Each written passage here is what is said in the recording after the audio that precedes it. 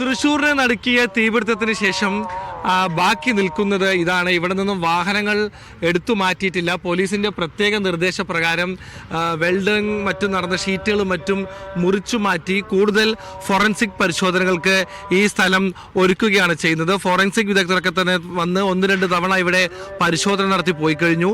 കത്തിക്കരിഞ്ഞ നിലയിലുള്ള 300ഓളം ഇരുചക്ര വാഹനങ്ങളാണ് നമുക്ക് മുന്നിൽ കാണുന്നത്.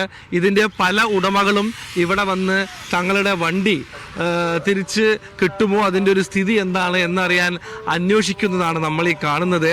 പോലീസ് അന്വേഷണം സംഭവത്തിൽ തുടരുകയാണ്. എന്താണ് യഥാർത്ഥ അപകട കാരണം എന്ന കാര്യത്തിൽ ഇപ്പോഴും ഒരു വ്യക്തതയില്ല. പലരും ഇവിടെ അവരുടെ വാഹനങ്ങൾ തേടി എത്തിയിട്ടുണ്ട്. എന്താണ് പേരെന്താണ്? പേര് നൗഫൽ. എവിടുന്നാണ് വരുന്നത്? ഞാൻ കോഴിക്കോട് നിന്ന്. എവിടെ വാഹനം വെച്ചിരുന്നു? എന്താണ്? അതേ വാഹനം വെച്ചിരുന്നു. കഴിഞ്ഞ വെള്ളിയാഴ്ച വെച്ചതാണ്. വെള്ളിയാഴ്ച വൈകിട്ട് ഒരു 5 മണിക്ക് വെച്ചതാണ്. പിന്നെ ഇന്നലാണ് ന്യൂസിലാണ് അറിയുന്നത് ഇങ്ങനെ കത്തിപ്പോയതും ഫുള്ളായിട്ട് ഒരു 13 വണ്ടിയോളം കത്തിപ്പോയതായിരുന്നു. ഏത് വണ്ടിയാണ് അത്? ഹീറോയുടെ ഡിലക്സ്. വലിയ നഷ്ടമായി പോയി അല്ലേ? അതെ, വലിയ നഷ്ടമായി പോയി. പുതിയ വണ്ടിയാണ്. 3 വർഷമായിട്ടുള്ളൂ. ജസ്റ്റ് അതിൻ്റെ അടവ് കഴിഞ്ഞിട്ടുള്ളൂ വണ്ടിയുടെ. ഇവിടെ നഷ്ടപരിഹാരത്തിന് വേണ്ട പേരും മറ്റൊക്കെ രജിസ്റ്റർ ചെയ്തൊക്കെ ഉണ്ട്. അങ്ങനെ ചെയ്തിരുന്നു? അങ്ങനെ ചെയ്തിട്ടുണ്ട്. അവിടെ പേരൊക്കെ എഴുതി കൊടുത്തിട്ടുണ്ട്.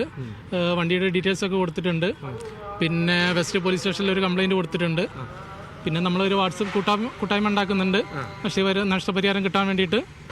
ഇവിടെ നേരത്തെ വലിയൊരു ഷീറ്റിനാൽ മൂടപ്പെട്ട ഒരു തരത്തിലായിരുന്നു കെട്ടിടം. അടുക്കി വെച്ച നിലയിലാണ് ഒരുപാട് വാഹനങ്ങൾ ഉണ്ടായത്. അതുകൊണ്ട് തന്നെ പെട്ടെന്ന് തീ പടർന്നപ്പോൾ വലിയ രീതിയിൽ അത് കത്തിപ്പടർന്ന സാഹചര്യം ഉണ്ടായി. ഇപ്പോൾ ആ ഷീറ്റൊക്കെ തന്നെ താഴെ വലിച്ചിട്ട് മൊത്തത്തിൽ മുറിച്ചു മാറ്റുന്നതാണ് ദൃശ്യങ്ങളിൽ കാണുന്നത്. നിരവധി തൊഴിലാളികൾ അതിനായി ജോലി ചെയ്യുന്നുണ്ട്. മറ്റു ചിലർ ഇവിടെ സംഭവിച്ചത് എന്താണെന്ന് കാണാനും വരുന്നുണ്ട്. വലിയ സങ്കടമുള്ള കാഴ്ചയായിരിക്കും, പ്രത്യേകിച്ച് വാഹനം ഇഷ്ടപ്പെടുന്നവർക്ക്.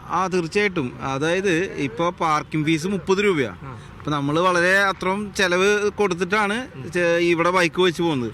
അപ്പോൾ നമ്മൾ ഒരിക്കലും വിചാരിക്കുന്നില്ലല്ലോ ഇങ്ങനൊരു സംഭവം സംഭവിക്കുന്നത്. അപ്പോൾ ഇപ്പോൾ കേൾക്കുന്നത് റെയിൽവേയും കോൺട്രാക്ടറും കൈയൊഴിഞ്ഞ അവസ്ഥയാണ്. അപ്പോൾ നമ്മൾ ബൈക്കൊക്കെ ഭയങ്കര സ്വപ്നമല്ലേ. ഇനി ആ ബൈക്ക് എങ്ങനെ കിട്ടും?